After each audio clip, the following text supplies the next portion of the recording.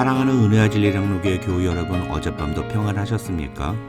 오늘도 우리의 삶 속에서 하나님의 통치를 인정함으로 하나님의 말씀대로 순종하며 살아가는 저와 여러분이 되시기를 주님의 이름으로 축원합니다. 오늘 새벽에 만나 본문은 사무엘상 9장 1절에서 27절입니다. 사무엘상 9장 1절에서 27절을 제가 읽어드리겠습니다. 베냐민 지파에 기스라 하는 유력한 사람이 있으니 그는 아비엘의 아들이요 스롤의 손자요 베고랏의 증손이요 아비야의 현손이며 베냐민 사람이더라.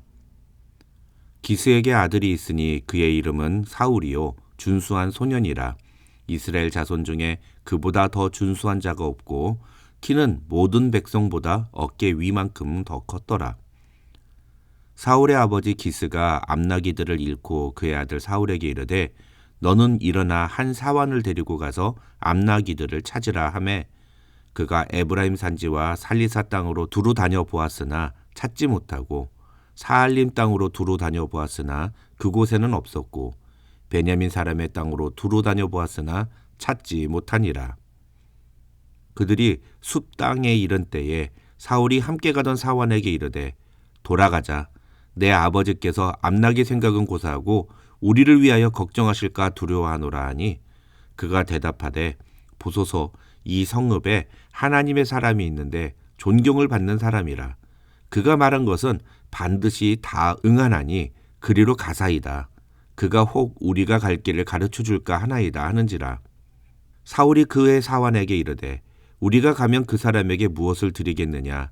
우리 주머니에 먹을 것이 다하였으며 하나님의 사람에게 드릴 예물이 없도다.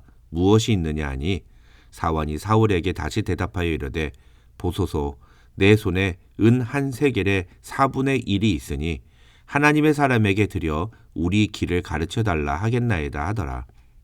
옛적 이스라엘의 사람이 하나님께 가서 물으려 하면 말하기를 선견자에게로 가자 하였으니 지금 선지자라 하는 자를 옛적에는 선견자라 일컬었더라.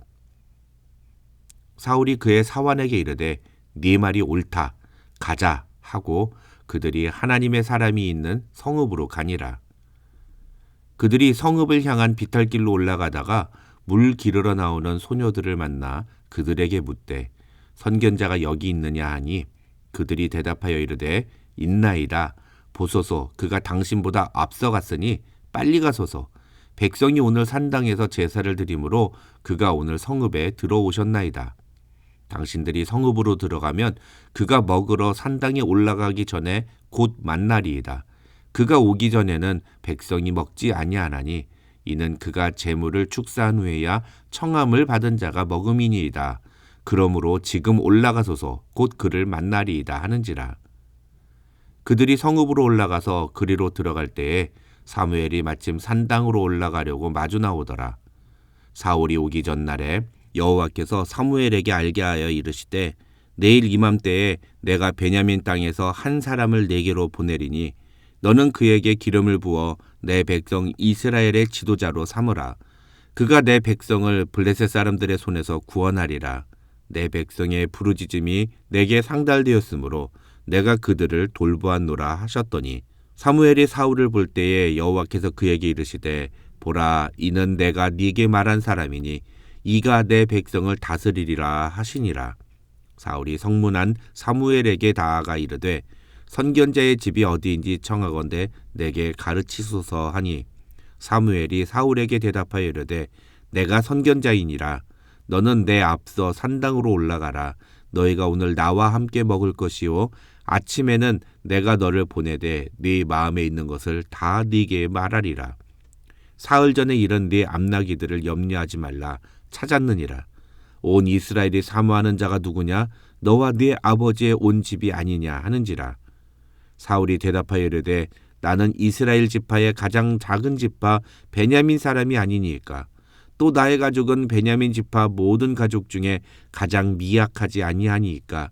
당신이 어찌하여 내게 이같이 말씀하시나이까 하니 사무엘이 사울과 그의 사환을 인도하여 객실로 들어가서 청한 자 중 상석에 앉게 하였는데 객은 30명가량이었더라. 사무엘이 요리인에게 이르되 내가 네게 주며 네게 두라고 말한 그 부분을 가져오라. 요리인이 넓적다리와 그것에 붙은 것을 가져다가 사울 앞에 놓는지라.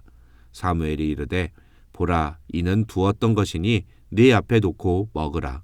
내가 백성을 청할 때부터 너를 위하여 이것을 두고 이 때를 기다리게 하였느니라. 그날에 사울이 사무엘과 함께 먹으니라. 그들이 산당에서 내려 성읍에 들어가서는 사무엘이 사울과 함께 지붕에서 담화하고 그들이 일찍이 일어날새 동틀 때쯤이라. 사무엘이 지붕에서 사울을 불러 이르되 일어나라, 내가 너를 보내리라 하매 사울이 일어나고 그 두 사람 사울과 사무엘이 함께 밖으로 나가서 성읍 끝에 이르매 사무엘이 사울에게 이르되 사환에게 우리를 앞서게 하라 하니라. 사환이 앞서감으로 또 이르되 너는 이제 잠깐 서 있으라. 내가 하나님의 말씀을 네게 들려주리라 하더라. 오늘 본문인 사무엘상 9장에는 사울이 사무엘과 만나는 장면이 기록되어 있습니다. 그 장면을 소개하기 위해 사무엘서의 저자는 1절로 16절까지 사무엘과 사울이 만나기 전까지 있었던 사건들을 기록합니다. 1절로 14절은 사울에게 있었던 사건이고 15절과 16절은 사무엘에게 있었던 사건입니다. 먼저 성경은 아버지의 심부름으로 잃어버린 암나귀들을 찾으러 길을 떠난 사울의 모습을 소개합니다. 1절로 4절을 보시면 사울의 아버지 기스는 사울에게 잃어버린 암나귀들을 찾아오라고 부탁합니다. 그래서 아버지의 말씀을 따라 나귀를 찾기 위해 여기저기 찾아보았지만 나귀를 찾지 못한 사울은 그냥 집으로 돌아가려고 합니다. 그런데 그때 사울과 함께 나귀를 찾기 위해 따라 나선 사환, 즉 종이 사울에게 가까운 성읍에 하나님의 사람이 있는데 그 사람은 무엇을 말하든지 다 그대로 되는 분이니 그분이라면 잃어버린 나귀가 어디 있는지를 가르쳐 줄 것이라고 말합니다. 하지만 사울은 하나님의 사람에게 드릴 예물이 없다고 말합니다. 그러자 사환은 자신이 아주 작은 은 하나가 있으니 그것이라도 드리자고 조언합니다. 이 사환이 갖고 있던 것은 정말 아주 적은 액수의 은화였습니다. 쉽게 말하면 한 25센트 정도밖에 안 되는 돈이었습니다. 그러나 사환은 그거로라도 어떻게든 해보자고 제안했고 사울은 그런 사환의 말을 듣고 마지막 지푸라기라도 잡는 심정으로 성읍으로 갑니다. 그런데 그렇게 성읍으로 가는 도중에 물 기르러 나오는 소녀들을 만납니다. 사울은 그 소녀들에게 선견자가 어디에 사는지를 묻습니다. 그러자 그 소녀들은 선견자가 이제 곧 제사를 드리러 산당으로 올라갈 것이니 지금 빨리 가면 선견자가 산당에 가기 전에 당신이 만날 수 있을 것이라고 조언합니다. 그 말을 들은 사울은 빨리 성읍으로 올라갑니다. 그리고 거기서 산당으로 가기 위해 집을 나서는 사무엘과 만나게 됩니다. 그런데 15절과 16절을 보시면 사실은 이 모든 일이 하나님께서 계획하셨던 일인 것처럼 성경은 말합니다. 특히 16절을 보시면 하나님은 베냐민 땅에서 한 사람을 사무엘에게로 보내시겠다고 말씀하십니다. 이제까지 살펴본 내용을 보면 그 어디에도 하나님의 계획이나 섭리는 등장하지 않습니다. 기껏해야 사환이 조언을 한 것이나 길거리에서 물 기르러 가는 소녀들을 만난 것뿐입니다. 그런데 성경은 이 모든 일이 사울을 사무엘에게로 보내기 위한 하나님의 작업이었다는 듯이 소개합니다. 우리에게 익숙한 방식으로 다시 표현하면 하나님께서 사환과 물 깃는 소녀들을 사용하셔서 사울을 사무엘에게 가도록 만드셨다는 것입니다. 하나님이 사울을 사무엘에게로 보내시려고 하신 이유는 하나님이 이스라엘의 왕으로 선택한 사람이 바로 사울이었기 때문입니다. 그리고 그런 사울을 이스라엘의 왕으로 세우려면 선지자 사무엘에 의해 기름 부음을 받는 작업이 필요합니다.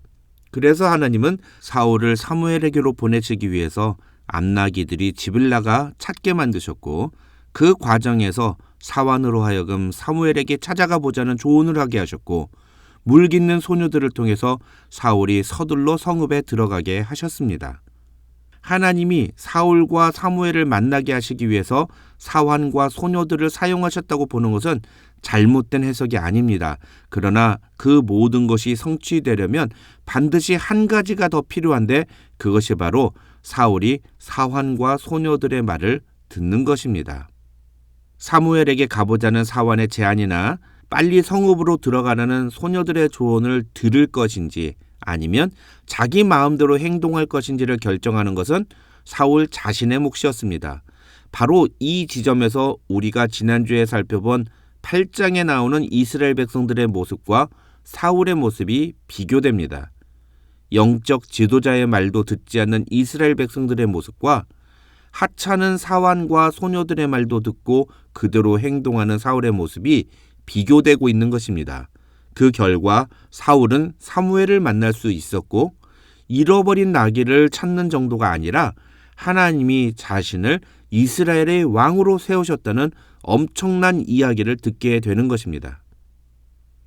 오늘 본문을 통해 성경은 하나님의 뜻을 이루기 위해 우리에게 필요한 것은 겸손한 마음으로 다른 사람들의 진심 어린 충고를 귀담아 듣는 자세라는 사실을 보여줍니다.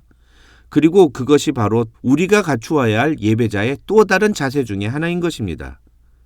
그런 사울이 나중에 타락하고 하나님을 멀리하면서 보여주는 가장 대표적인 모습은 바로 다른 사람의 말을 듣지 않는 것입니다. 그렇다고 아무 조언이나 막 귀담아 들어서는 안 됩니다. 들어야 할 말과 듣지 말아야 할 말을 구분할 줄 알아야 합니다. 열왕기상 12장을 보면 솔로몬이 죽은 후에 이스라엘의 왕이 된 르호보암 왕은 국가 원로들의 조언을 뿌리치고 나이 어린 친구들의 말을 듣고서 국민들에게 더욱 무거운 부역을 부과합니다. 그 결과 백성들이 반역을 일으켜 나라가 둘로 나뉘는 비극적인 결과를 맞이하고 맙니다.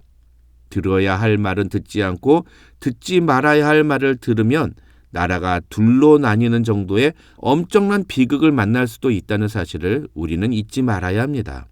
오늘 말씀을 통해 겸손한 마음으로 다른 사람들의 진심 어린 조언과 충고를 듣는, 그래서 저와 여러분도 하나님의 뜻을 이루는 하나님의 사람들이 되시기를 주님의 이름으로 축원합니다.